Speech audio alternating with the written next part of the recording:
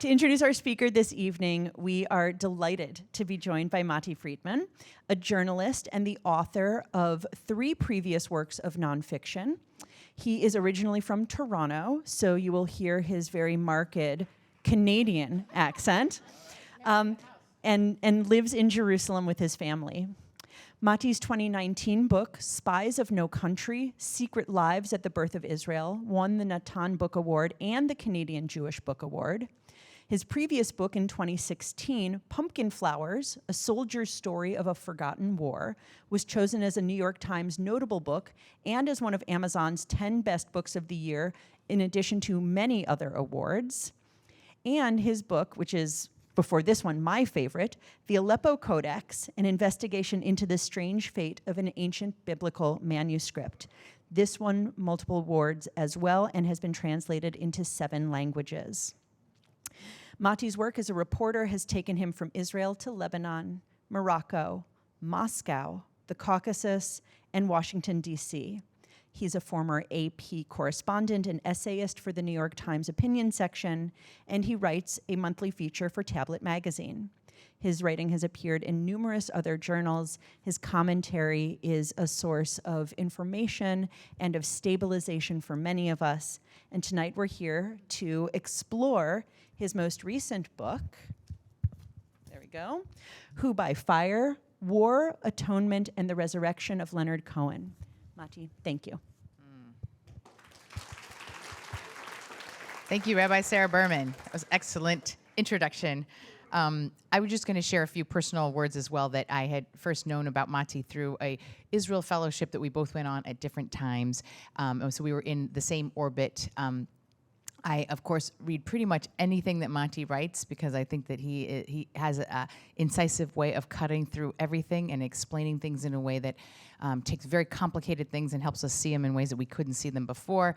And then he's become a friend as well, and I feel very grateful that on one of my more recent trips to Israel, I was able to have Shabbat lunch with him and his family, which was so gracious. And he he invited me to come to his synagogue, which is Hakel, which maybe you have now seen more of that community because that is where Rachel Goldberg-Polin and John Goldberg-Polin belong as well, and where Hirsch's funeral was. And so I know that this is part of your extended community, and we pay condolences to you as well.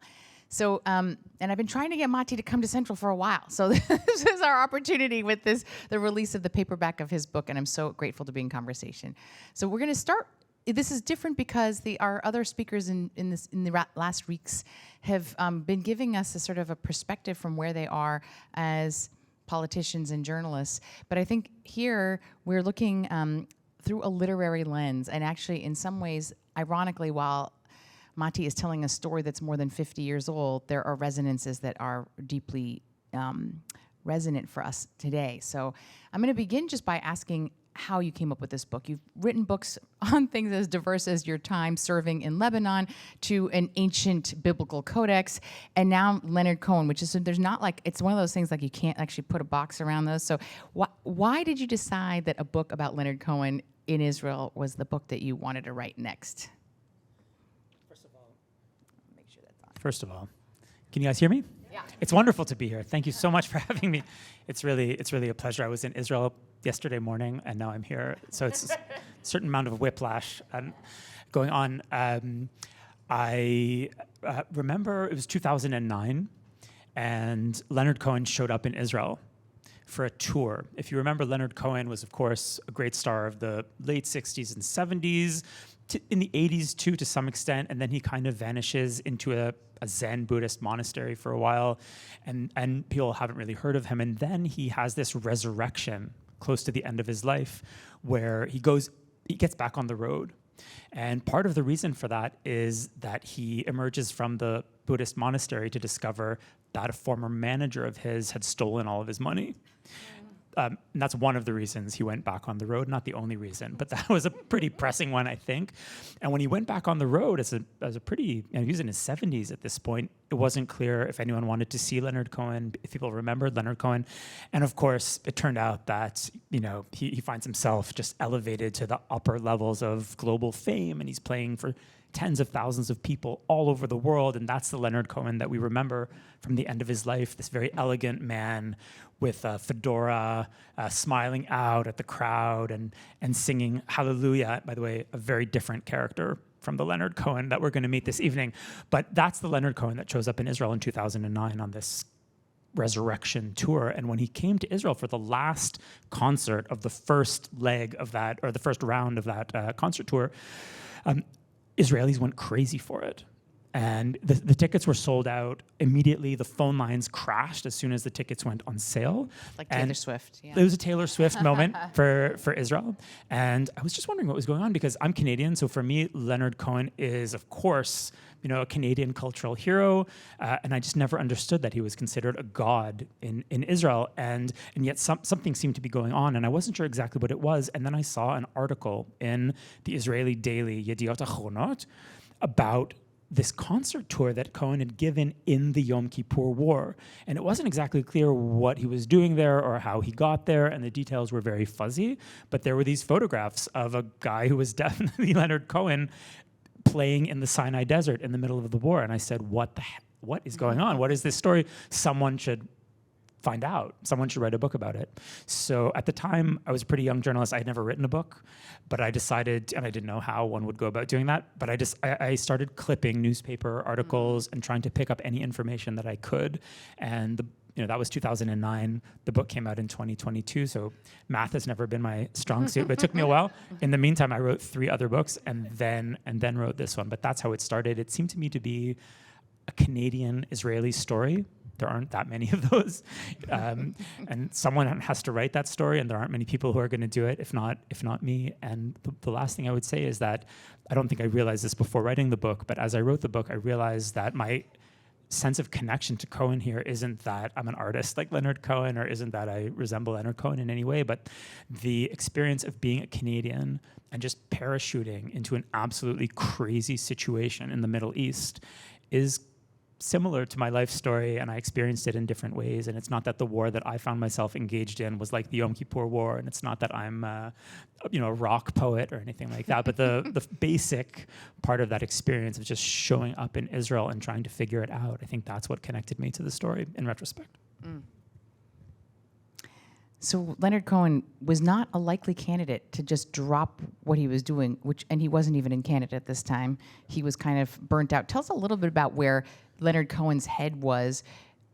He was, I think, 39 years old and about to give up doing music altogether, actually, completely burnt out. And I think living in Hydra, like in Greece, on some island. And so what was his mindset, and what do you think, why was he motivated to come to Israel? He was actually, and maybe tell us a little bit about where he was Jewishly at this point as well. So Leonard Cohen, the Leonard Cohen who we meet in 1973, is a very dark character.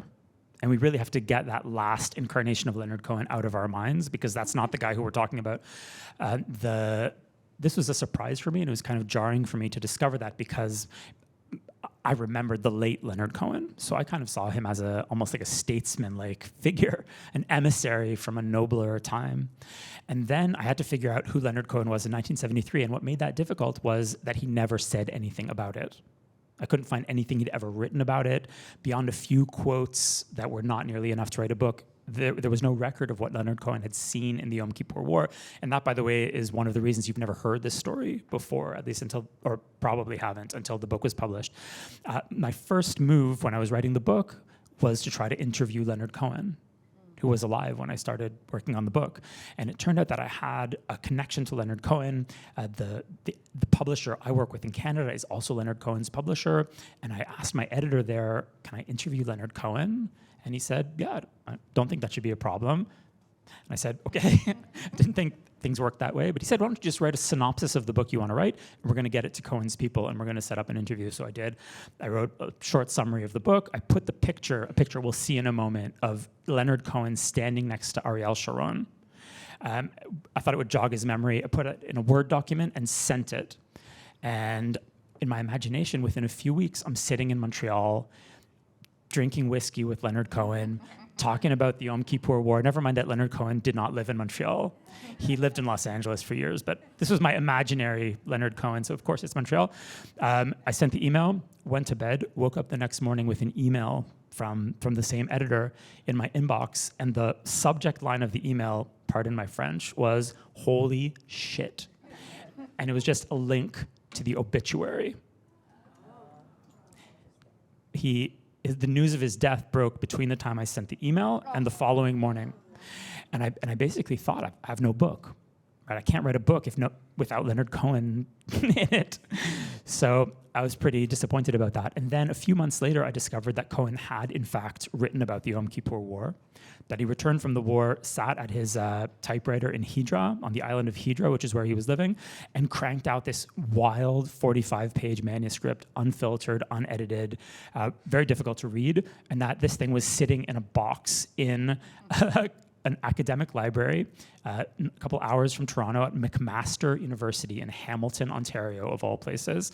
And with the help of a great librarian there named Chris Long, who I like to mention by name because it's because of him that I have this book, I found the manuscript. And in the manuscript, we meet the Cohen that you meet in the book, and we get a sense of the answer to the question that you asked. That's why this was a very circular answer.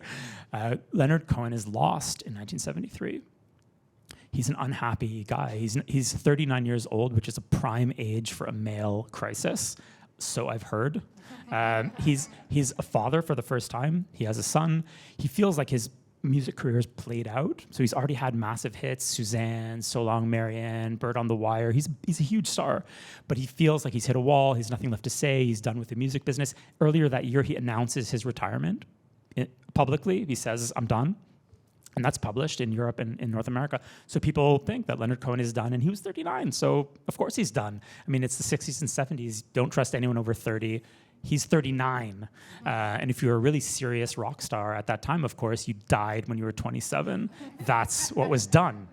And if you didn't do that, you're obviously not serious about your art. So here was Leonard Cohen, and he was basically finished. And he was living with a woman named Suzanne. Not the Suzanne from the song Suzanne, a different Suzanne, but he refers to her as his wife in the manuscript, although they weren't technically married, but they had a committed relationship, perhaps more committed on her part than on his, but they were together, and they tried to have a home on this island, and he was desperate to get out. So the Yom Kippur War brings him in for two reasons. There's a pull factor where, the Jewish people are in a crisis, and it's kind of like the bat signal.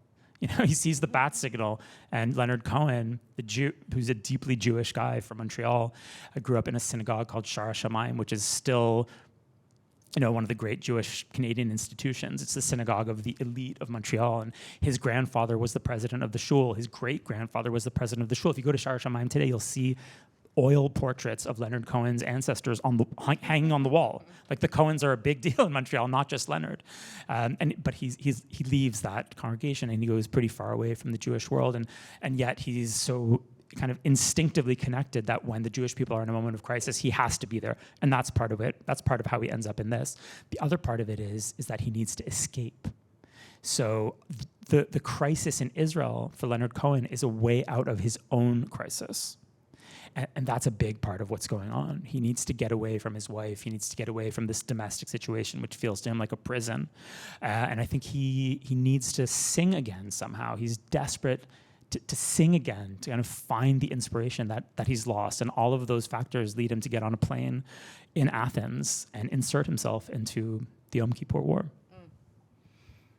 So people might not know that in the IDF, one of the things you can do in the IDF is be in the IDF, like music corps or in the band or other things. But music actually plays a very important role of, shoring up morale and other things. But tell us, so he goes in, and what does he do, and what role does music play in the IDF, having been in it yourself? And did you ever experience music playing a central role for you when you were in it?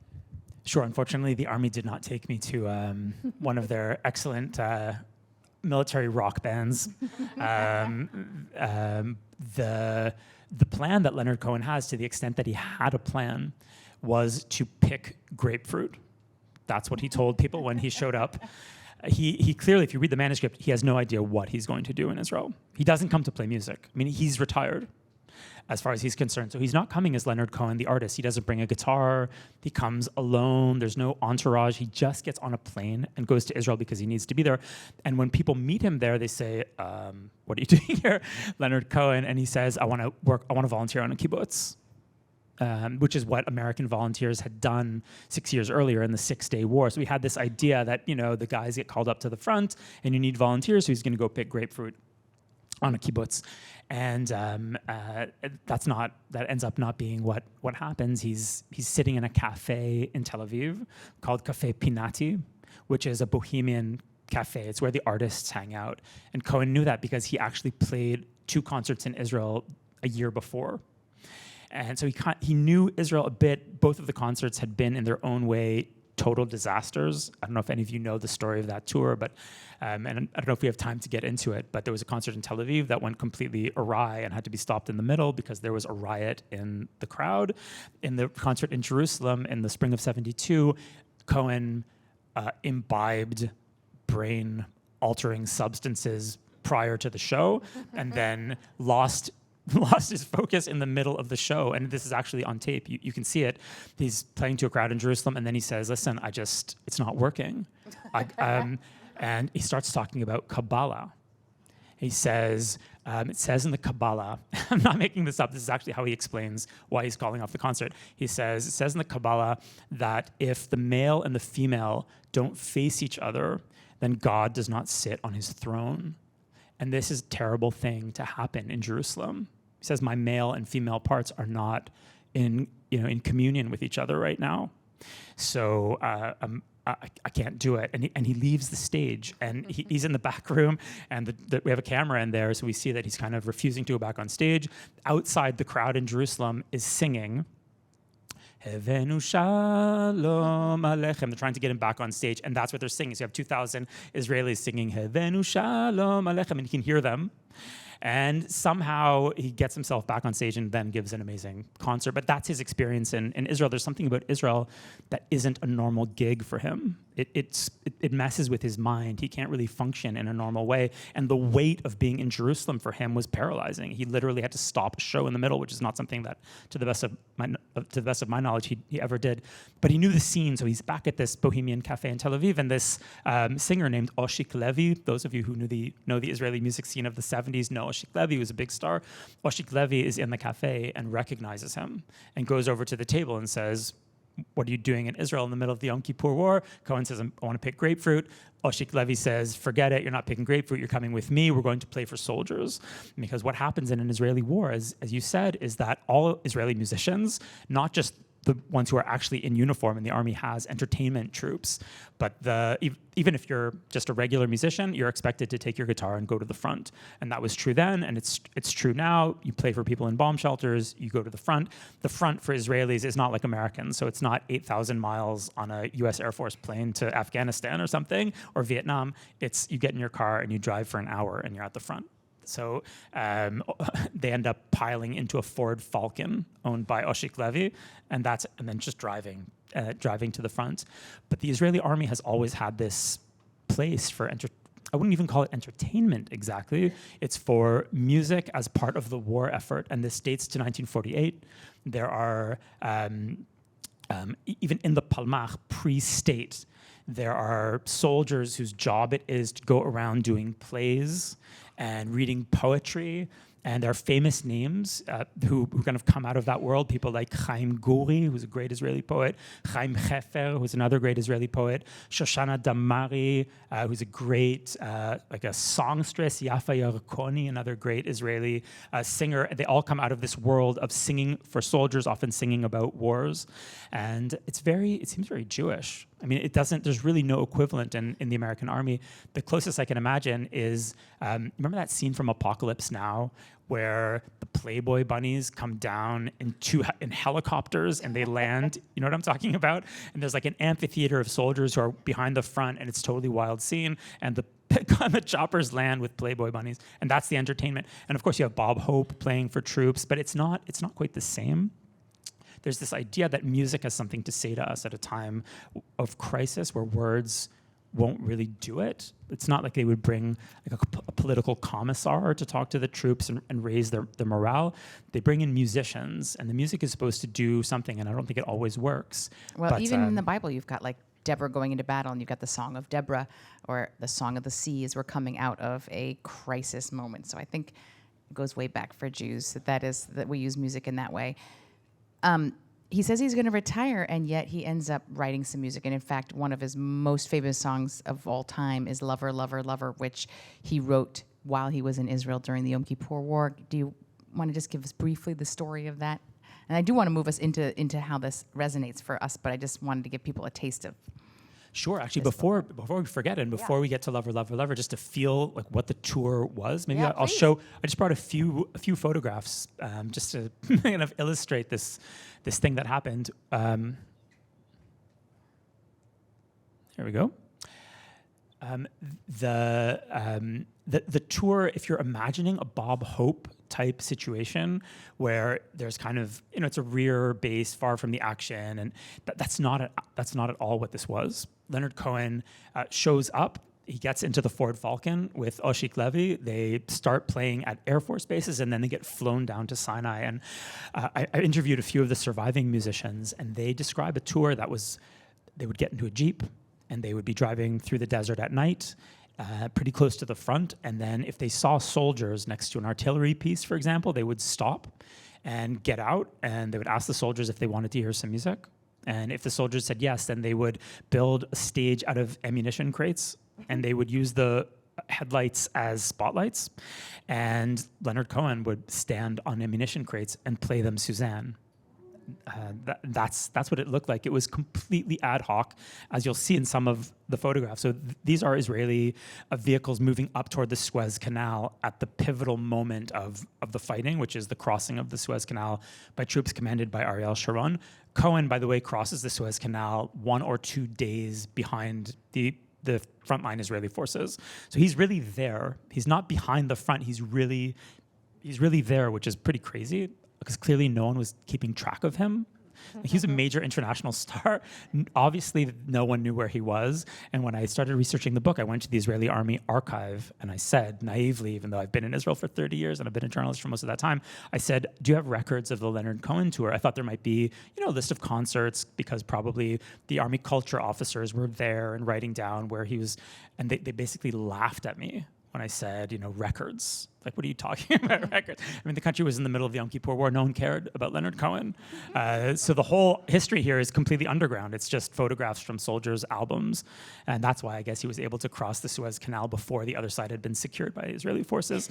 The guy in the foreground, if you can see him with the cigarette in his mouth, the one crouching in profile right at the front, the one, I guess I might be blocking him for some of the people, but that's Yoshua Katz. From a unit called Seyeret Shaked, which features in the book. It was taken by a friend of his who's also mentioned in the book. He was killed about 3 hours after the photograph was taken. That's just a picture that I like from that same group of soldiers. It's not Leonard Cohen, but it gives you some sense of the feeling in the desert in those days, and the scene into which Leonard Cohen inserted himself. And that's a concert at the front. Again, not Leonard Cohen, but that's what it looked like. There's a singer, we don't know who she was. She has a microphone. Often they didn't have a microphone, but it's just soldiers sitting on the sand in the middle of the fighting. It's completely disorganized. It's very much part of the fighting. It's not happening in the rear. And there's Leonard Cohen. This is a concert that he gave at a base called Faid, which is on the Egyptian side of the Suez Canal. So by this point, which is very soon after the Israeli crossing, Leonard Cohen is already on the Egyptian side of the canal, and he's playing for soldiers who are attached to Ariel Sharon's division. And Cohen, as you can see, he's kind of dressing, he's not exactly wearing a uniform, but he's wearing something that resembles a uniform, and Cohen really goes native, at least at first. And there's a change that we can talk about if you'd like, but he asks people to call him Eliezer, which is his Hebrew name. It's hard for Israelis to say Leonard, and to this day it gets butchered in Israel in many different ways. Leonard, that's usually what people call him. But Eliezer Cohen is local. Like if your name is Eliezer Cohen, that's like Joe Smith. You're from here, you're an everyman. And so he asks people to call him Eliezer, and he dresses in something at least reminiscent of a uniform. He very much sees himself as part of the army, I think, at least for a few weeks. And again, that does change. And that's Cohen, who seems transported, and something's going on. This is a guy who had given up on music a few weeks before he had, supposed to be retired, and something happens to him, and you can even see it in the photographs. And these concerts are completely pure artistic transmissions. No one's charging admission, no one's selling records, everyone's sober. It's not a night out. Something's happening that is not the usual state of affairs for a guy like Leonard Cohen. Music here is a matter of life and death. I mean, some of the people at these concerts, for them, it's going to be one of the last things they ever hear. And he knows it, and they know it. And that seems to have given a kind of power to the concerts that make this concert tour, oddly enough, one of the most indelible memories of the Yom Kippur War for people who saw Cohen, even though it wasn't a battle, it didn't matter, it didn't change history in any way. But anyone who saw Leonard Cohen in Sinai never forgot it. This is probably the most famous picture to come out of the tour. So if you've seen a photograph of the Cohen tour in Sinai, it's probably this one taken by a soldier who I met named Yaakov Doron, who was a reservist who happened by, not a professional photographer. And it's maybe one of the most amazing Jewish photographs of the 20th century, because if you're Israeli, it's amazing for even more reasons, because the guy in the yellow t-shirt does anyone recognize him? The guy in the yellow t-shirt next to Leonard with the guitar, Matti Kaspi.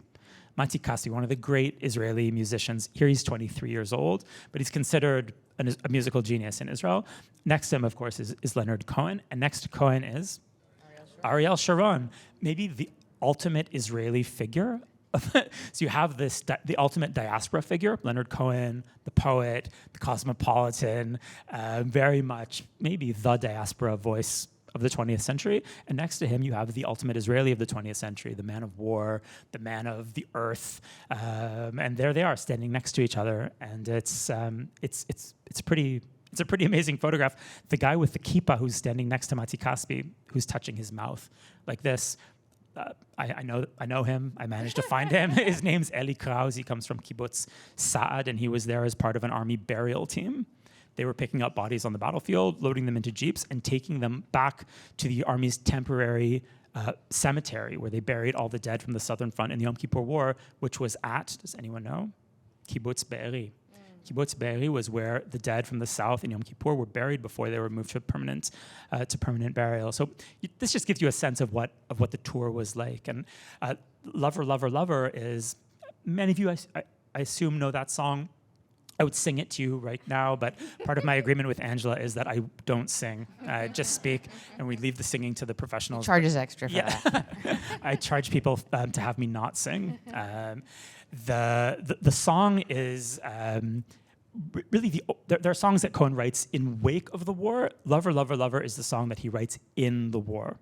And he writes it at an Israeli Air Force base called Chatzor, which is the first concert that they give. They get into that Ford Falcon. Oshik Levy picked up two other musicians whose names will be familiar to you if you really know Israeli music of that time. One is Pupik Arnon, and one is Ilana Rovina. These are big names at the time. They pick them up and they go to this Air Force base and they give a concert, and people are so enthusiastic to see Leonard Cohen that they beg them to do another concert at the same base, and they agree. And in the gap between the two concerts, Cohen writes a song, and he writes it in a notebook. Cohen always had a notebook in his pocket, and in the notebook he'd write little bits and pieces of poetry and thoughts that he was having and phone numbers of women for the most part. And those notebooks are kept in Los Angeles in the Cohen archive, and I found this notebook there. And in the notebook you see the first version of Lover, Lover, Lover as he writes it. And it's an amazing, it's a very intimate experience, and you see it in pencil, and he's crossing out bits, and there's a verse in there that we can talk about that eventually disappears. But Lover, Lover, Lover is a song that he writes for an audience of Israeli pilots and navigators who are flying into deadly danger. And if you know that when you hear the song, the words make a lot more sense. is the song is called Lover, Lover, Lover, so you might think it's a love song, but the song doesn't really sound like a love song, and it concludes with this very odd verse that says, may the spirit of this song, may it rise up pure and free, may it be a shield for you, a shield against the enemy. That does not sound like a love song. And what I think is going on there is Cohen, Cohen, maybe, I don't want to say the most important thing to know about Cohen, but one of the important things to know about Leonard Cohen is that he is a Cohen. He's a Cohen. And what's the job of a Cohen in our times? It's not to A priest. execute sacrifice calves in the temple. The job of a priest in Judaism in our times is to call down divine protection on the congregation through a blessing called the priestly blessing, Birkat HaKohanim. Yevarechecha Hashem v'yishmerecha. That's the 15-word blessing, and Cohen, of course, knew it. He saw his father and uncles and grandfather bless the congregation in Montreal. He knew he was a Cohen, and he knew that he had dropped the ball. He knew he'd left the community, right? He was off in Hydra, and he had kind of cut the dynasty of Cohens of the Cohen family from Montreal. So he knows that he has a job, and he knows he's not doing his job. And he mentions this in the manuscript. I'm not just coming up with this off the top of my head. In the manuscript, he mentions multiple times that he's a Cohen. And in this song, I think he's trying to protect them. He's singing to an audience that's facing death. I mean, not everyone in the audience is going to be alive by the end of the war, and he knows that. So he's trying to be a Cohen in his own way. And that, I think, is what Lover, Lover, Lover is. Listen to that song again now, knowing this history. We won't talk about it. There's so many things. I mean, you can just tell. We could talk for hours with Matti. But there, he does write an original verse in which he refers to the soldiers as his brothers, and then later he changes it to children because he doesn't want to relate quite that closely. And then later he just cuts that verse altogether, which angered a lot of Israelis who heard the song the original way. I'm going to flash us to the current moment, and just play a clip actually of a current Israeli singer named Aya Korem, who takes Lover, Lover, Lover, knowing what this history was, and rewrites the words for this moment. And I'll just say that the Hebrew this time, instead of saying Lover, Lover, Lover, she says Lama, Lama, Lama. Does anyone know what Lama is in Hebrew? Why? Yes. Why? Ahuvi lo yashuv elai, which means why is my lover not returning to me? And this is about all those who were left in captivity. And so she writes this, and we'll just play a little bit of this clip if we could, because it's just hauntingly beautiful, and it gives you a sense of how Israelis kind of continue to play with this music. This is a very Jewish thing too, actually, repurposing sacred songs. ביקשתי אבא, תן לי שם בבקשה. You see she's wearing a hostage necklace as well. אחד שלא מלא בפחד, בתינופת ובושה. שאלתי למה אהובי לא ישוב אליי. שאלתי למה אהובי לא ישוב אליי. אמר נתתי לך את הגוף הזה, זו הייתה סוג של בחינה. הוא יכול להיות לך נשק, או לתת במתנה. שאלתי למה אהובי לא ישוב אליי. שאלתי למה אהובי לא. All right, I'm going to cut us off, even though I know we want to keep hearing it, but we can send you the link. It's beautiful, beautiful and haunting. Let's talk about the Yom Kippur War in the psyche. When you published this book, it was obviously before October 7th, and I want to kind of transition us to this. And how does this book feel now as you are reprinting this now in its paperback version? How different does it feel the mood and what it is to think about what the Yom Kippur War was for Israel. Because for me, reading that book, it wasn't just about Cohen, it was about what the Yom Kippur War was for the Israeli psyche and for sort of its existential state. And it was really such a window into that for me. But now when I look at it again, it is completely different. So just how does it feel for you as an Israeli now, putting this book out? Sure. I mean, just about that clip, Yeah, which please. is just wonderful. It's one of the amazing things about Cohen is that in Hebrew translation, it sounds like the original. That's what I've found with Cohen. When you hear Cohen in Hebrew, it sounds like he wrote it in Hebrew. Mm-hmm. And I'm sure that's because of his proximity to Jewish texts. And there are many amazing translations of Cohen. And that's not the only version of Lover, Lover, Lover. There's another one called Anna, Anna, Anna, which is translated by a singer named Shlomi Shaban. And you can also find that one. And there's something about the Hebrew, the translations of Cohen into Hebrew, which really feel not like a translation, but more like the Hebrew kind of breaking out of the shell of the English almost. That's how I feel when my book, this one, Who I Fire, came out in Hebrew. It almost felt like Hebrew was the real version of the book, even though I'd written it in English. So something very weird is going on, and it's definitely going on in that amazing version by Aya Cohen. I think I wrote an entire book about the Yom Kippur War without understanding it. That's my feeling after October 7th. I mean, I dove into it. I spoke to dozens of people who were in it. The book is based on, beside that Cohen manuscript, it's based on long conversations with people who met Cohen in the battles and what happened to them before and what happened to them after. And I thought I had a very strong grasp of the course of the war and how that felt. And then October 7th came and I realized I had not understood the experience at all, because that kind of shock, just the utter shock, the collapse of the systems that you trust, the army, the government, the collapse of the concept that you had about the time that you're living in. And all of this is impossible to imagine until you experience it. And we experienced it on October 7th. And one of the eerie things about October 7th, of course, is that it happens 50 years and 1 day after the Yom Kippur War. If you look at the newspapers leading up to October 7th, they're all about the 50th anniversary of the Yom Kippur War. And it's all, the concept that collapsed in Hebrew, Shomer Shenirdam, the guard that fell asleep, the failure of intelligence. How could we have been so stupid? Israel has spent 50 years saying, how could we have been so stupid? We must never let that happen again. And then, the Yom Kippur War is October 6th, 73. On October 7th, 23, the same thing happens, and in many ways, it's worse. In many ways, October 7th is worse. It doesn't happen on distant borders. The Yom Kippur War is a surprise on the Golan Heights, and in Sinai, that's pretty far from Israeli population centers. October 7th happens in people's kitchens. So it's a different kind of shock, and I do think that it's in many ways a worse shock, and it comes at a time when Israelis aren't as tough as they were in 1973. I mean, 1973 is, the Holocaust. The country's 25 years old.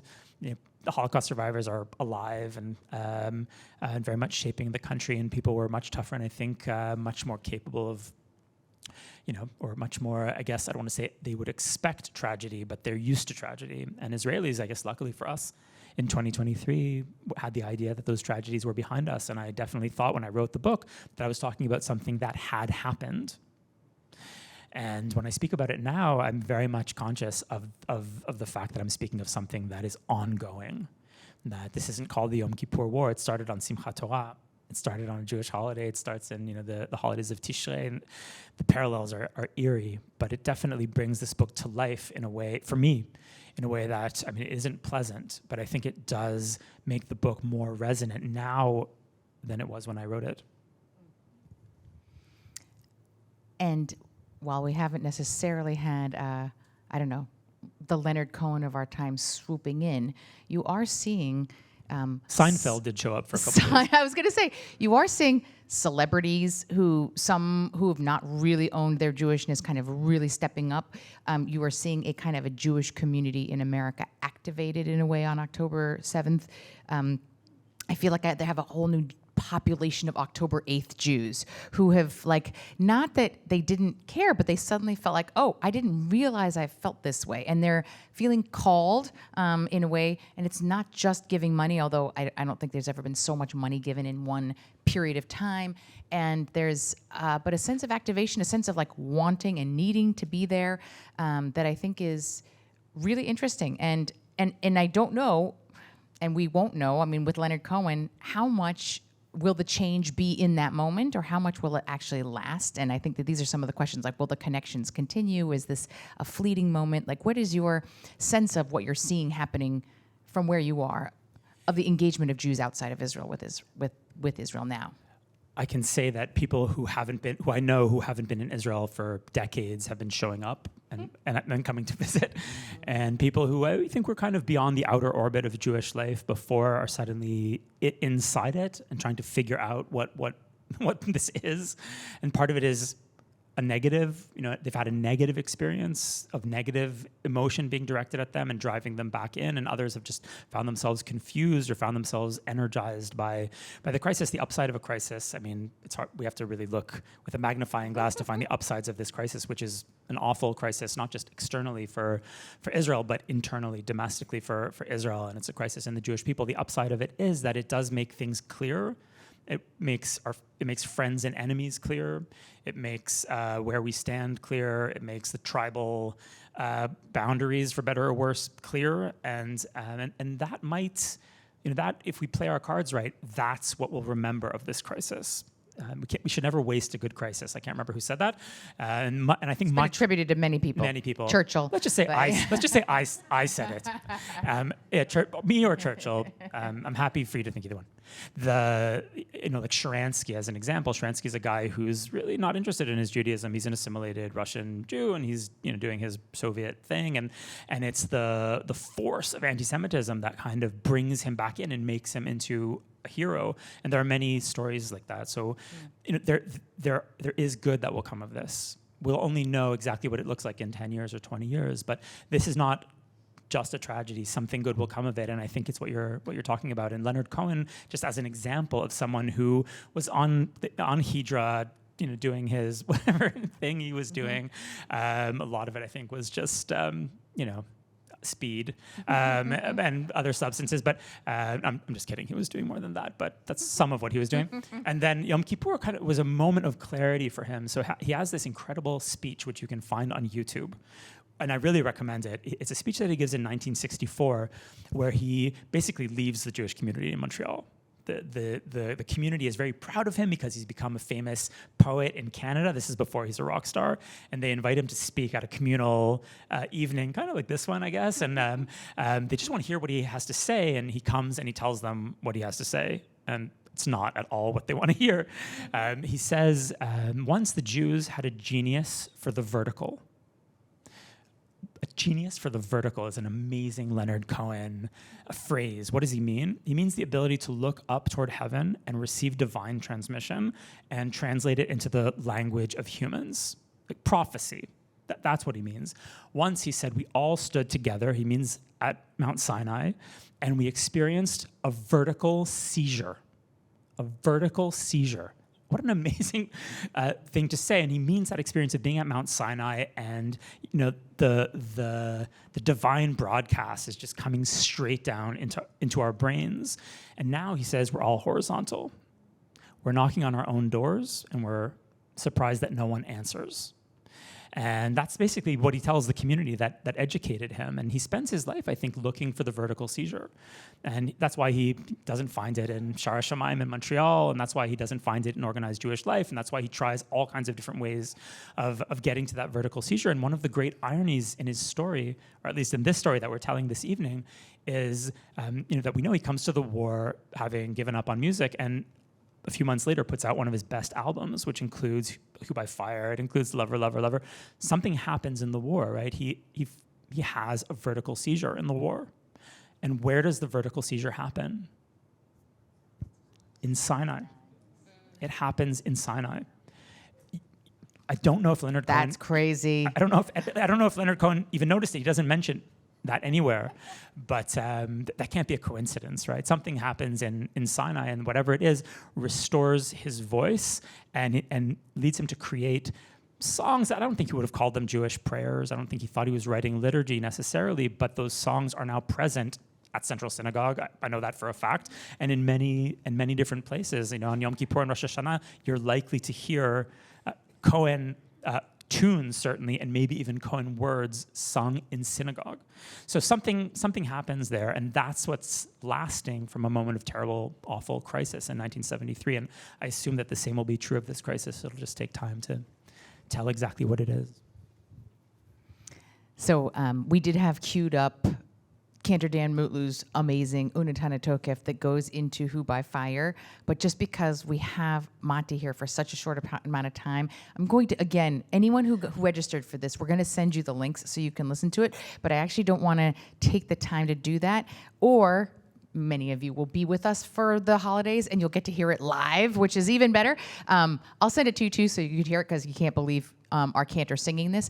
But it is amazing to imagine that Cohen basically essentially says, I'm done with this Jewish thing, and then goes to Sinai and then writes, essentially, takes maybe our most significant, weighty prayer in our entire liturgical canon of the Unatana Tokef, the Who by Fire, of course, and sets that to music in something that we do sing in synagogue, and many people do as well. And that prayer, Unatana Tokef, is the prayer that people are saying in synagogue, in many cases, when the sirens go off on October 6, 1973. Oh my gosh. So yeah, the wow. prayer says... Oh, I forgot about that. The prayer too. says, God, it's a very kind of crude Yes. text. It's not, abstract. It's Yeah. it's very concrete. Cohen was more poetic. God is sitting on his throne, and he's judging the flock, and he's deciding what's going to happen to you in the next year. Who will live and who will die? Who by water and who by fire? Who by the sword? Who by wild beast? Who by earthquake? It goes on and gets more baroque as the prayer continues. And then sirens go off, and 2,600 Israelis die in ways that are described in the prayer. So Cohen ends up in this war, and he's of course very conscious of the day on which the war broke out. And in a notebook that I've seen after the war, he has this song called Who by Fire, where he did exactly what you said, Angela. He repurposed an ancient text for modern times, and he took this medieval prayer. We don't know exactly who wrote it or when, but it's about 1,000 years old, written at a time like this one, intense violence directed at Jewish people. Obviously, whoever's writing the poem sees horrific things out their window. They write a prayer. It bounces around the Jewish world. It gets to Yemen and Poland and even Montreal, and a kid sitting in the pews at Shara Shamayim in Montreal in the 40s hears this crazy text, and it goes into his head. Then he leaves, ends up in the village, hanging out with Nico and Judy Collins and Bob Dylan, and then Hydra, and then he ends up in a war that starts on Yom Kippur, and it goes through his head, and it comes out as Who by Fire, and then Who by Fire goes back into the synagogue. That's a great Jewish story. That happens a lot when I listen to Matti, just like my head explodes. Okay, so I also just... I want to follow up because I'm feeling the panic of the fact that I have 5 minutes left. But I would say that the crisis that we're talking about is unfolding as we speak. And I can imagine that it's actually hard for you to be here with what is happening in Israel right now and your family there, your parents living up north, and you know what it is to be in Lebanon as a soldier who fought in Lebanon, and you know the north well. This is happening right now. This is not about the book, but I just can't help but ask you, as a journalist and as a person who's close to this, what you think is happening, what you think Israel's chances are. Do they have to go in, and what's at stake? I spent time as an infantryman in South Lebanon in the late 90s at an outpost called, in Hebrew, Dlat, in English, pumpkin, outpost pumpkin, and I wrote a book about it called Pumpkin Flowers. And it seemed to me, again, when I wrote it, that I was writing about the past. And I have 4 kids. 2 of them are 17, so they're looking at their draft date next summer. And it has occurred to me that I think there's a fair chance that my sons will serve in South Lebanon. Like, they might serve at Outpost Pumpkin. I mean, it's not likely, but it's not impossible. And like in the story of the Yom Kippur War, things that you think you're writing about come back in strange ways. And here we are, of course, pretty major escalation on the northern front, and a very real possibility of an Israeli land incursion to push Hezbollah back from the border. I was just up on the border exactly a week ago at a kibbutz called Chanita, which is right on the border fence. And you go up, you have to wear a flak jacket and a helmet, and the kibbutz is completely deserted. A kibbutz that was founded in 1938 by heroic pioneers, never abandoned, attacked repeatedly in 1938. They lost 10 of their members. They never abandoned Chanita, which is a symbol of Zionist pioneering. And you go up there, and it's been abandoned. It doesn't feel like a temporary evacuation. You go into the houses, and they smell like mold. It's kind of like houses I've seen in Krakow or Casablanca, places where I've been, where the tour guide tells you once there were Jews here, they're not here anymore. That's what it felt like. It's not ours. And it's it's like a Jewish nightmare. That feeling of impermanence. We thought Israel was the end of that nightmare. And you go around northern Israel and we're in it. And just like, you see pictures or images from the 7th of October and you realize those are pogrom images that we were never supposed to see again, but it just sounds like stories that my grandparents would tell me about what used to go down in Galicia or Poland. So things are coming back in a way that I think is terrifying for us. And we have to remember that some things haven't changed and other things have changed, right? We have a state. The Jewish people are not where we were in the 1930s. And it's important not to, we're not in history.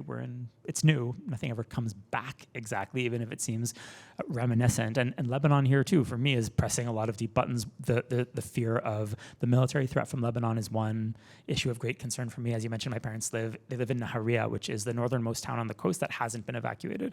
So I'm very conscious of the fact that they're there. My dad is 83. He won't leave because he thinks that he's standing between Nasrallah and Tel Aviv. So the reason that Hezbollah has not yet captured Tel Aviv is because my 83-year-old dad, who's by the way born in the Bronx, he is not going to let that happen because he refuses to come to our house for Shabbat because he won't leave Nahariya. The other part of that threat, though, for me, is the other part of the Lebanese threat is that Israel needs to be careful that we don't become Lebanon. Let's say what that means. The factionalization. Lebanon used to be a great country, and it was the Switzerland of the Middle East, and it's a multi-ethnic democracy. At least that's how it starts. It has a beach. It has skiing. It has Christians. It has Muslims. It's Mediterranean. It's Middle Eastern, and I had the chance to visit there because I have a Canadian passport. So I was there in 2002, and I was in Beirut, and Beirut is just like Tel Aviv. I mean, it's remarkable. I was walking around Beirut, and it was so familiar.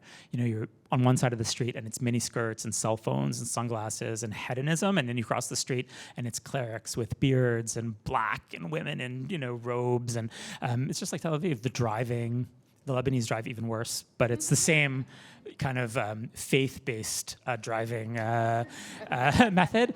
The food, the exuberant kind of life, and I realized that Lebanon isn't just a threat, and it's not just a neighbor. Lebanon is an alternate future for Israel. Because what happens in Lebanon is that the government cedes sovereignty to factions. The government gives away its power to different parts of society. It gives power to religious extremists. Corruption eats away at the fabric of government and society. The middle class begins to emigrate. And Lebanon sinks into the mess of the Middle East. And that has happened. Lebanon is basically a failed state. During the months of the protest movement in Israel before October 7th, which I was part of, people were shouting, in Hebrew, the slogans were, "We're not going to be Hungary. We're not going to be Poland." That was the scenario that the Israeli left was imagining, that we're going to become an illiberal kind of semi-dictatorship like Hungary or Poland. And the whole time I was thinking, the Israeli left, with which I'm affiliated, they're so Eurocentric. Like the countries that they imagine are nowhere near Israel. They just go there. So they imagine, like they go to Budapest for vacation. So they imagine Hungary, or when we had the peace process in the 90s, we called it Oslo. We have these European fantasies, but that's not the future. The future is clearly the country that is next to our country, which is Lebanon, which is a failed state, and there but for fortune. Go we. And I think Israel really has to be aware of it. And if you make me choose which of the two Lebanese threats is more worrisome to me, the military threat from Hezbollah or the chance that we will become Lebanon, it's the latter. I think we should end on an up note, though. I was just going to say, well, I think at that point now, we're going to go to a couple of questions. Is that right? We'll take a couple of questions and... So we'll take about 3 questions and then let you choose what to answer. Okay, that's fair. That's great. Hi, my name is Beth Raisin. Fascinating, so fascinating. But sort of the epilogue. So after Leonard Cohen's experience in Israel, did it change again his sense of being Jewish? And how did it inform how he moved forward?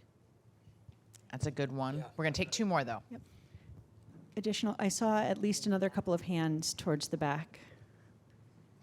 No, you've been so informative that you only have one question. There we go. No, there was one more. There we go. Not informative enough, clearly. I'm curious what Israeli artists have done with Leonard Cohen beyond the singer that we saw and how he's influenced that scene that you showed Matti Friedman.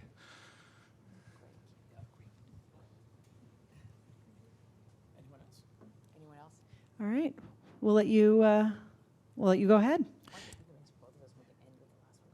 Sure. I would say that Leonard Cohen is the most covered foreign artist in Israel. I have not checked that scientifically. I'm just kind of doing what journalists do, which is we make something up and say it with a lot of confidence and hope that no one checks. So let's just say that that's true, 100%. Trust me. And just don't check that on the internet because it might not be true. But I really can't imagine another artist of whom that would be true. Israelis like Dylan, but it's not the same. People love Leonard Cohen. And that outpouring of love that I saw in 2009 bowled me over because it wasn't just, if Springsteen came to Israel, it would be a big deal. But people treat Leonard Cohen like a Hasidic Rebbe. Like he's like an Admor for secular people. And then I think if you really get into who Leonard Cohen was, it's a big letdown because Leonard Cohen was actually not a Rebbe. Leonard Cohen was an extremely flawed, dark and often vile human being, and I don't think he would claim otherwise. Right? He was a rock star. He wasn't anything else. All we can say about Leonard Cohen is that he improves with age, and does achieve. He once said, "The first time I ever met a woman was when I was 65." It's an interesting line. And Says the womanizer. yeah, But yeah. exactly. I mean, he means met a woman. And so, that's what we can say about Leonard Cohen. He's in the gutter. He knows he's in the gutter, but he's always looking up. That's the Leonard Cohen position, like that. But The vertical. The vertical. He's always vertical, but he is low, man. He is not, a priest in the temple. He is in the gutter. The cover that we mentioned briefly by Shlomi Shaban, Anna, Anna, Anna, which is another cover of Lover, Lover, Lover, is a phenomenal cover of Cohen.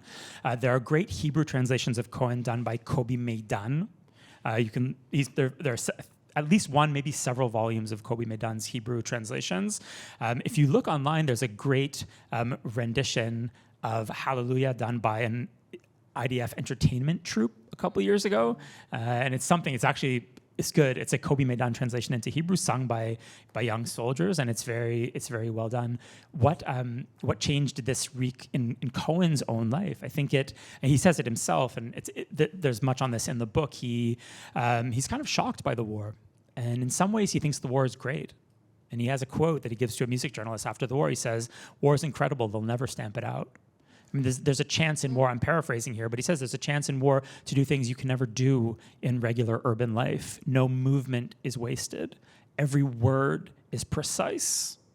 Everyone is for each other. No one's shirking. And he kind of likes it. Leonard Cohen has an affinity for things military. His band at that time, by the way, is called The Army. That's the band that's touring with him at the time. And Leonard Cohen's dad was the first, we don't know if he was the first or one of the first Jewish officers in the Canadian Army. So he has respect for people in uniform, people who are disciplined, people who are willing to sacrifice. He comes back from the war, he writes Who by Fire. That album comes out, New Skin for the Old Ceremony, in the spring of 1974. New Skin for the Old Ceremony. So rebirth of some kind, Jewish rebirth of some kind. And Cohen would deny, I think, that he was ever distant from Judaism. I think he's obviously distant from organized Judaism for much of his life, but he would never admit to being distant from Judaism. And he has great quotes where he says, "Everything I do is Jewish. My heart," he says, "my heart was circumcised in the Jewish tradition." Every song of mine, he says, is Jewish. And when you look at his songs, you see that it's true. I mean, without knowing the Bible, it's really hard to understand Leonard Cohen because it's all over the place, and it's not just Do by Fire. It's the story of Isaac. It's there are many other examples, but maybe the the classic example, which is the one we're going to end with, is unless the plan is radically Before we do that, I was changed- just going to say, I think that after he totally dissed his home synagogue in Montreal, you have to tell him about the last song he wrote and what he did with it. That's right. I will do you a favor, and I won't sing the last song he wrote, but around the time that he didn't return my email, Leonard Cohen releases an album, and he releases a song called "You Want It Darker." And have you heard that song? You Want It Darker, and it's a pretty incredible song. Hineni. Exactly, but lower. Can you do lower? I can't do lower than that, yeah. You have to smoke for 60 years and drink a lot, and then maybe you can hit that gravelly bass note. But Cohen writes a song that by that point he can't really sing, so he's really kind of just reciting it in a very deep voice. And the song is an incredibly Jewish song. If you look at the lyrics, it includes words from the Kaddish, from the mourner's Kaddish, translated into English: glorified, sanctified, be thy holy name, yitkadal v'yitkadash meraba. It's in the text. And you hear the Hebrew word hineni in it, which is really, hallelujah is an obvious exception, but hallelujah, is that a Hebrew word anymore or not? He really uses Hebrew, and hineni is the word in our tradition where it's the word that's spoken by a prophet who is not running away from God's word. So you have a prophet like Jonah. The book of Jonah is read on Yom Kippur. God gets in touch with Jonah, and Jonah basically hightails it because he doesn't want to deal with what God has to say, and he tries to, he gets on a boat and the boat sinks, and you all know the story. And there are prophets who try to get out of it, like Jeremiah says, "I'm young." I think that's Jeremiah. I'm not the right guy. And Moses says, "I stutter. It's not me." But some prophets say hineni. And the first one being Abraham. God is getting in touch with Abraham. He has some really bad news for Abraham about something he needs to do to his son. And Abraham says, hineni. Here I am. I'm not running away. Hineni. Leonard Cohen spent his life running away. He ran from Montreal to London to the Village to Hydra. He ran from woman to woman. He ran into the escape provided by substances. He ran away for much of his life. And at the end of his life, he says in the song, if you're the dealer, speaking to God, which he did throughout his life, if you're the dealer, I'm out of the game. You win. Hineni. Here I am. And there's a choir singing in the background, and there's a male voice that says hineni. It's not Leonard Cohen's voice, and that is the choir from Shara Shamayim. He goes back, he's looking for some kind of sound at the end of his life, so he could have gone back to Buddhist chanting. He could have gone back to Quebecois folk songs, which he liked. He could have gone back to the music of Greece. He lived in Greece for a long time, or India. He spent time in India, but he doesn't. He goes back to Shara Shamayim. He goes back to the synagogue of the Cohens, where his grandfather was the president and his great-grandfather was the president, and where his relatives used to give the priestly blessing on holidays, and he brings those voices and puts them in that song, and 6 weeks later he died. How about that? So we're going to end. Think about the fact that if he hadn't answered the call when he was either running and pulled to the Yom Kippur War, we might not have got any of the rest of these songs that he wrote, because he said he was done. And this, in some ways, became his redemption and became the beginning of his path back to his art, the beauty, what he contributed to the world. And so it is really kind of remarkable to think about what are the opportunities of this crisis moment that we might see that gets created coming out of this, that might spark back a Jewish life that might have gotten lost in some way. I don't know, but let's hope that you can write that book in another 50 years. I just want to say also that, just as an aside, that... By the way, if it happens, it'll happen here at Central. That's the way thanks. I feel. Thank you. Well, great. Well, I do want to say that on Wednesday, we are hosting the memorial service for Martin Indyk, and the former ambassador to Israel. And he... in some ways, he might be the opposite of Leonard Cohen in a lot of ways. He, in fact, wanted on his tombstone, he didn't love war. His tombstone's going to read, Ohev Shalom v'rodef Shalom, which is lover of peace and pursuer of peace. The words that were described, the high priest Aaron, also another priest. And that is really what he spent his whole life doing, is pursuing peace. And there will be, this will be like a major state funeral here with... Bill Clinton speaking and the president of Israel and the prime minister of Qatar. And this is like the group that is gathering around to kind of pay homage to this man who devoted his life really to trying to bring peace to the Middle East. And what did his wife ask for me to sing with Cantor Dan Mutlu at this memorial is Leonard Cohen's Hallelujah. So we're going to be singing that on Wednesday, and I think it's it's just interesting, the life and all the meaning of what this song can be for so many people. I thought we would end by singing it together. So, all right. Let me grab this. You're going to sing it with me too, right, Matti?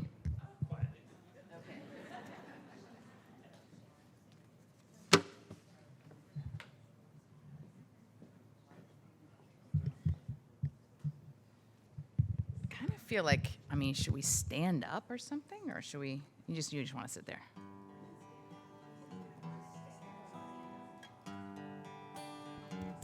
Can you hear the guitar? All right. Well, you probably know the words. We're just going to do one verse. Well, I heard there was a secret chord that David played, and it pleased the Lord. But you don't really care for music, do ya? Well, it goes like this: the fourth, the fifth, the minor fall, the major lift, the baffled king composing hallelujah, hallelujah, hallelujah, hallelujah, hallelujah, hallelujah. Hallelujah, hallelujah, hallelujah.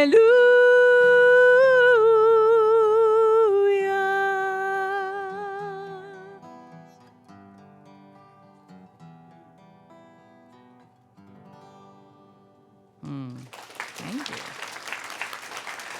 My dear thanks to Matti for an incredible evening. Thank you.